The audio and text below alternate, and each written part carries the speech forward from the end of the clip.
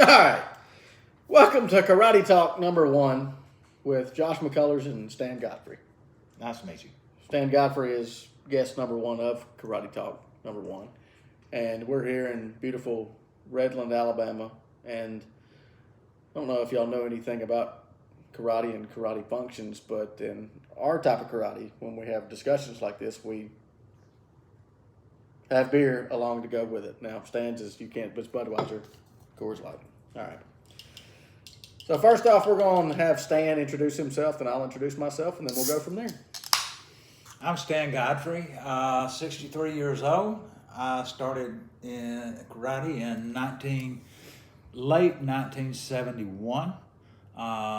Been active ever since. Focused mainly on point fighting. That's all you got? That's all I got. You give a little bit more in depth, of your background, like where you came from, who your Okay. instructor was, Okay. all that shit. I started out in Kyokushin. Ended up with a couple of independents until I met my main instructor, Ray Nichols, and which was Yoshikai Karate, and from there I stayed in Yoshikai till he passed away, and ended up being an independent on competing in several open tournaments across the southeast. Not just the Southeast. You've been to Mexico. You've been other places to compete. Yeah, but mainly in the southeast. I've been to Mexico. I have been to Mexico and competed for the U.S. I have been to the Bahamas and competed for the world titles, team titles, on a sponsored team. Was sponsored by United Airlines, or American Airlines, excuse me, American. I didn't mean to do that to you. Sponsored team. Sponsored team, yes. First we were... Weren't y'all sponsored by like Coors or Budweiser or Yes, something like that? at first we were sponsored by Coors as a local southeastern team. Won 6 out of 7 tournaments. We got had a student that worked for American Airlines. He got us sponsorship from American Airlines, and they flew us basically anywhere in the U.S. that we wanted to go, and we ended up being number 1 fighting team in the U.S. And then did y'all compete with people like Billy Blanks? Yes, we did. And shit Yes, like that? yes. Like Steve Nasty Anderson, all those people, like all them. Team Budweiser. Yes, we did. And then we ended up fighting the European team in the Bahamas and beat them, and was named number 1 fighting team in the world. What did you get out of that? Do what? What did you get out of that? Was it real lucrative? Like you get what they get? No, we didn't. This was back before you got paid. I'm sorry, I didn't make a lot of money doing that. Done it for the fun of it, and then team fights just kind of went away. So I ended up as an independent and went around, fought for a guy out of Atlanta, Kelly Leo. Fought for him for several years, and then I fought for Chris Wheelis, which is out of Gulf Shores, Alabama. Fought for him for several years, and ended up retiring. I got old, I can't keep up, and don't have a problem with that.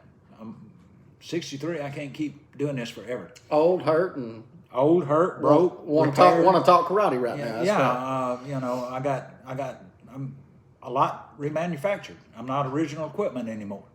So I still enjoy it, have fun doing it. Josh and I went to a tournament today and enjoyed watching that. We judged, we had a good time, and here to talk about it. You don't always find that. Stan and I met through karate. We're both a little bit crazy. That's an understatement. A 40-year-old and a 60-something-year-old. we didn't come up in the same times and shit like that, but they can still come into my house and we can sit here and talk karate every day. We both know how to enjoy life and have fun at what we do. Even though we may not always see eye to eye on everything, we see a lot of things the same. Josh has been around a long time. I've been around a long time. So, we know what's actually going on. But what Stan doesn't realize is when he's wrong, I'm normally right.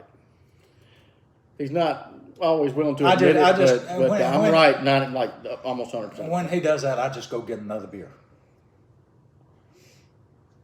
All right, so that's Stan Godfrey. I'm Josh McCullers. Started out in Taekwondo when I was a kid, probably 7 or 8 years old. Spent, I think, 2 years in it, got a first-degree black belt, and then I went and saw a demonstration at, I think it was Jacksonville State University. I was staying with the Mangum family, who became not only an instructor of mine, but close friends and more like family. Craig Mangum was the oldest son, and he and I were the same age. Well, they did Yoshikai Karate. So I went to Jacksonville State with him one night. I went to spend the night with him, and ended up getting introduced to Chuck Torella. Turned out that Mr. Yuki Koda was there with some of his top people. Juno Gawa, Shinji Matsuda, David Koda. Their demo team was doing a big to-do at the Jacksonville State University basketball game. So I thought that was just the coolest shit ever. And then came the Kumite Challenge. You remember that? Yeah. So Kumite Challenge was open full contact karate tournament, knockdown style karate with no face punches, but bare knuckle, like Kyokushinkai, Inshin Karate had a big Sabaki challenge that was on pay-per-view and shit like that. Yeah. And my mom just so happened to be on the board of Oxford, Alabama Park and Recreation Department. Well, that just so happened to be where the Yoshikai karate classes in Oxford was at the Oxford Civic Center, which is the venue where it was going to happen. So I got to go and watch it and got to see all these people, Hiro Koda, like I said, Junagawa, Shinji Matsuda, the Oyama Karate people, Tetsu, Masa, a bunch of people competing in that open style knockdown tournament. I was just a kid. So got involved in Yoshikai Karate. My mother finally relented after I quit Taekwondo. After like 2 years, she was like, okay, fine, we'll do this. A family friend of hers, John Snyder, just so happened to be a black belt in Yoshikai, and we went and saw the Oxford Freedom Fest. It's the 4th of July festival that they do at Oxford Lake in Oxford, Alabama. Saw the demonstration, and then we talked to the instructor, and Mom decided to sign me up. Started out doing, I was always very athletic as a kid, and karate came natural to me. It was very easy to me. So I progressed, rather quickly, but as time went on, I got older. I got my black belt, Yoshikai black belt. Worked with people like Jose Cruz and doing like musical kata and stuff like that. And I thought that was, cool shit when I was a younger kid. And then once I got to a teenager, I hated doing it because then people, you realize you go out to a mall and start doing some shit. And then the first thing people do is like, oh, you do karate. Yeah, show me what you can do. Right. Show me what you can do. So that didn't get very fun. And then I started reading stuff in Black Belt Magazine about big Kyokushinkai tournaments and a style called Seido Kaikan that was doing K1 kickboxing. A guy named Andy Hoog. Right. So I got big into reading and researching about that and fell in love with the full contact, bare knuckle knockdown karate style. Didn't have a great first run at it. I turned 18 years old and I fought my first time, and it says Wheelers Karate on there right there, but Chris Lewis was the first guy I ever fought in it, and I'm not going to say he knocked me out. Okay, he did kick me, but I was so scared that I just fell down and I just quit. I was like, fuck it, I'm not. Chris is good. Chris is good. I'm not ready for this shit, so I just quit, in the middle of the fight. But that grew, and I got adept at it and got better and better and better, and it took me a long time to do that, but that was my main focus. Stan focused on point fighting. I focused on the full contact aspect. I was not exposed growing up to the knockdown aspect of it like Josh was. Well, Yoshika, it was built on that, but in Japan, Yes. they did that. But in the Right. United States, it was just like anything. It was Right. Oyama Karate was the same way. They didn't have knockdown tournaments until they started holding them. So Yeah. when people did karate tournaments, it was the bare knuckle point style that was, you go hard as, hit hard to the body and Right. everything like that, but you still stop short and 90% of my training was with Ray Nichols, and he didn't push that in his scope. He pushed more of the point fighting, and of course, like Josh, I wasn't that good at it. I really wasn't that good at it. I mean, I was pretty good at it. I was just a little bit more scared than anything else. And I decided I want to get good at it. And I started pushing myself. I started fighting different folks. I started fighting folks better than me, going to different tournaments, watching, learning, and eventually got to where I made it to, 3 number 1 teams, won numerous individual events, state games of America twice as an old man. I'm not going to say I beat the young guys that come over here and hurt me. But, he picked his discipline, I picked mine, and we both excelled at it. I know Josh has been to Japan fighting in his discipline. I've been all over fighting in mine. It's just, what strikes you and what you like. You remember what got us to be friends, Stan? What was the catalyst that did that? Talking shit to each other. Well, not just that. So I got this. I took over classes at the Anderson Yoshika School. Let's call it 2000. I don't know. Hell, it was probably 16, 17, somewhere around there. Yeah. The instructor there, Cheryl Snyder, was I don't know, getting out of whatever it is that was going on. Had the building, and it wasn't in the best of shape, but I didn't really care. I was with Mr. Mangelman and them. Always going to class, 2 times a week. We would do stuff, classes on the weekends, whatever. But I always wanted to have my own class to where I could push my own ideas. So got the opportunity to do that in Anniston, and then I decided one day, I said, well, I was on a lot of, stuff on the internet, and, you see stuff about open sparring and stuff like that. Well, in our neck of the woods, karate and martial arts styles aren't They don't mesh good. open to one another, right? You don't become friends and can work out together. It's always a closed group to where it's frowned upon to branch out and work out with other people. Yeah. We, before Josh did that, we were familiar with each other.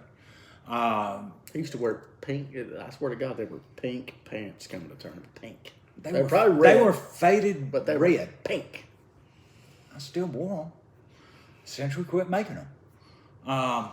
But Josh and I both knew each other, and we're both a lot alike in We're very outspoken people. Exactly. We don't pull punches. It is what it is. Not scared to say what comes on our minds, and we talk shit back and forth. And Josh come up with, let's do Friday night fights. He calls it Friday night fights. I called it open sparring. Well, you ended up. Two different things. Friday night fights, open sparring. Well, and we sat down and we didn't sit down. We just talked about, okay, everybody's welcome. Okay, you leave your politics, school, style, whatever, Ego. Leave that at the door. If you want to get better, whichever discipline, Josh and the folks that wanted to do knockdown, they fought on one end of the school.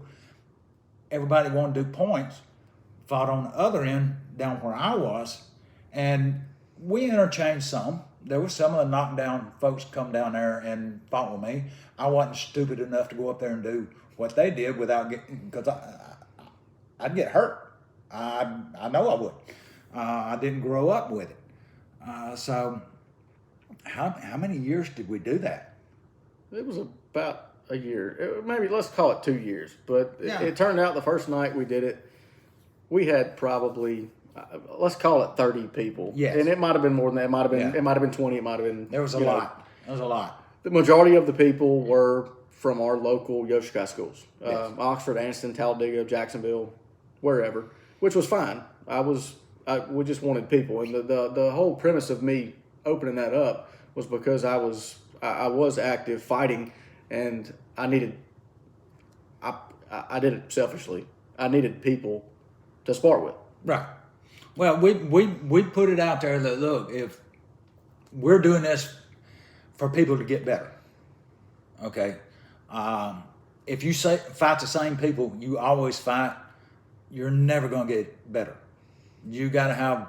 You can get better at your conditioning and your timing, but only when you're fighting those people. Yeah. Those same, because it's the same people over and over again. You need to fight different people that you don't know what they know, how good they are, for you to improve your abilities.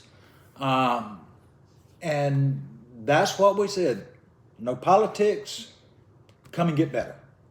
And eventually there was some other, a couple of other styles and people that we knew that would come and fight. There were regulars and there was not so regulars. It wound up in the last 6 months that we were doing it. Yeah. There was me, Stan, Mike Mangum, Shenandoah McKinnish, Tony Adams, Yeah. and Spencer, whatever the hell his name is, every now and again. Yeah. There was like 6 of us, 5 or 6 of us, that we knew were going to be there every Friday. We would do that, and then no matter what happened, Stan elbowed me in the face one time. We'll talk about that later, but my nose wound up crooked. But we wound up, we always wound up going to eat food and drinking beer after and talking about it. Yeah. But none of it, we make fun of it now, but none of it was. Anytime anybody got hurt, it was never malicious. Oh, yeah, this one was on purpose though. Like he went like he was like trying to elbow me. We had fought like I didn't try. If you're gonna put it that way, I didn't try. I succeeded. This was the last fight of the night, and it had. You know how things get. Both of us. We were both in good rhythm. Everything was flowing good. He hit me, I'd hit him, but the intensity had increased. And this was the last limit. We were having fun. We weren't really going that hard, but we weren't going soft. Yeah, we were having fun. And I go in to get him, and my face goes forward first. The next thing I know, I assume he went to back fist me, and he's so quick that his elbow went up like that because my face went boop. I get up, Mr. Mangum was like, "Oh, Josh," and I was like, "I taste blood. I taste blood." Go look in the mirror, nose is like boop. Hey. I got a young buck trying to hurt me. I got to do something. But the thing is, there was no hard feelings. I didn't do it on purpose. Josh, Josh knows I didn't do it on purpose. He doesn't. He doesn't know this, but he stayed at my house till I'm. I can. Royally. But we did go out every Friday afterwards, no matter who was there. We didn't discriminate. Look, we tell everybody, look. If you want to go out with us, you're more than welcome. If you don't, welcome. Yes, so sir. be it. But we are. We're gonna go do it. We don't care. We know a lot of people, a lot of styles don't like to associate. We don't care. We're here to learn. If I can learn from somebody different from me, which I did for years at open tournaments. If you beat me in a tournament, I come up to you afterwards. How did you hit me with that? Tell me how you did that. Just so I could learn for myself how to get better.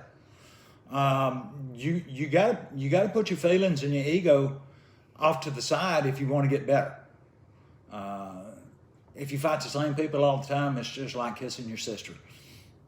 You know. And who the hell wants to And do that? Who the hell wants to do that? You know. So you got to try, and that's what we do. I know Josh has done the same thing in his discipline. You know, doing what he does to get better. I did the same thing. And you got to understand, this is two has-beens, not two ever will be's or two. I've conceded the fact I may be 40 years old, but I can't do what I once could. Stan's 88 over here or some shit. I quit competing. I say I'm 63 at about halfway through 61 when I got totally smoked by a 21-year-old.